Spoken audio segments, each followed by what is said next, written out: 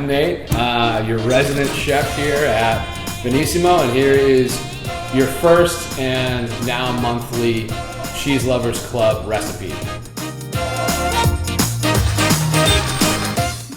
From this recipe, you can make a bunch of different things, especially if you are entertaining.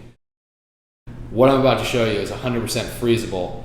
So the greatest thing is you can take these out whenever you want. Pour it right in there, and then we're gonna slowly warm this up. Next thing I'm gonna do is I'm actually gonna add our butter. So all we're gonna do is let this melt down together. What we're making right now is called pate choux. This is, in essence, the base of gougerers, eclairs, or churros if you wanna make them that way. So from this basic dough, you can make anything. Now that our butter and milk and water are now all nicely heated together, what we're gonna do is we're gonna slowly add in our flour. So we're gonna add it in there, and as you can see, it's starting to come together. So this is gonna stiffen up right away. And you'll see it start picking up off the sides of the pan. Heat's still on. So I wanna cook this out just a little bit. Now that it's like this, we're just gonna turn the pan off. We're just gonna let this sit for a little bit, just to get slightly closer to room temperature. When we move it around, we're adding air, and what that's actually doing is helping cool down our dough. Use my hand to touch it. Right now we're at room temperature, which is perfect. So I'm gonna add in a pinch of salt, a tiny bit of nutmeg in there. Nutmeg is a phenomenal savory little treat. Depending on what kind of gougerers you're making, you could add in mustard powder. You could add in a little bit of chili powder, a little bit of black pepper. If you want to do you could do black pepper and do a cacio e pepe kind of gougere. We're gonna add our eggs one at a time. Use your spoon immediately. And why you want to do that is because you don't want to cook your eggs. And it might look like a big bunch of gloopity-glop, as a technical term, but it will come together just like that. This is going to be perfect. We're going to add a little bit of our Belaire cheese. And the reason behind that is I want it so there's still strands of this when we bake it. So that way it will get melty and gooey. So I'm just adding a little bit and I'm just kind of folding it in. So this is a star tip piping bag. And then what you're gonna do is you're gonna roll it down, scoop by scoop, putting it in there.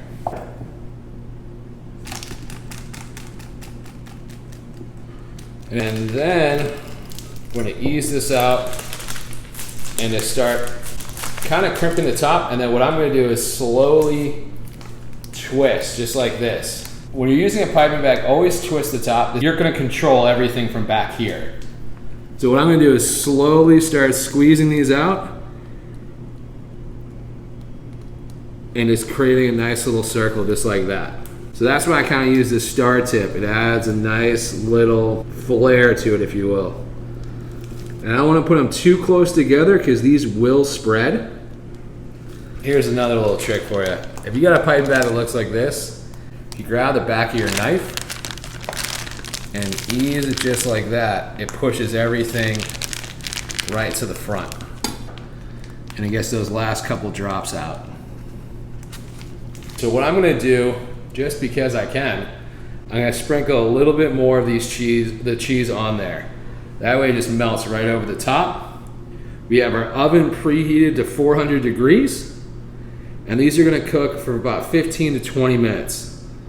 This is also the point in which if you were gonna freeze these for a later date, this is the time. You wanna do it while they're not baked. So from here, you could take this whole thing, put it in the freezer, and you can put them in a Ziploc bag. So this is the time in which to do that. Instead, we're gonna put them in the oven.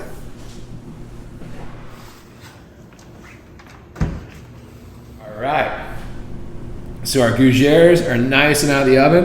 And if you can kind of hear this, they have that nice crust on there. I purposely made these pretty big because I'm gonna try to use these almost like buns. If you have a little separation between the bottom of this and the next surface, it'll keep them from having a soggy bottom.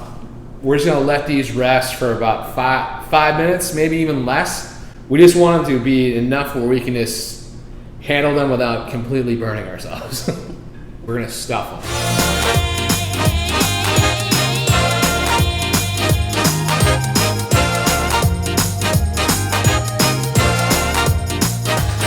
Put the tip of the knife in and just cut my way around. Still a little steamy, we got that little pocket in there. So I'm gonna take a little bit of our Edmond Follett mustard, spread a little there. We're gonna take a little bit of Comte, and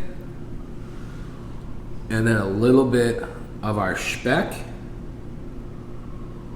just like that, and then some fresh homemade pickles. And then we just turned our gougere into a delicious little sandwich. Now I might be a little bit biased here, but we're gonna take Nate's famous pimento cheese, take a dollop of that. I'm gonna take the bottom of this and just smear that right on. I'm gonna put a little bit, this is our beef saucisson sec, and this is what I like to call an upscaled burger and cheese. So put that right on top. We have sandwich number 2. We're gonna take your blue cheese that you got in your CLC. We're gonna put this right down the bottom, and we're gonna do a couple pieces of that. And then we're gonna take sour cherry jam and do a nice little dollop of that on top. So now you have a little bit of everything. You got a sweet, the most traditional French one, and then you got the American backyard barbecue. All right, well, thank you again. This is gonna be our ongoing tradition, and I hope to see you next month.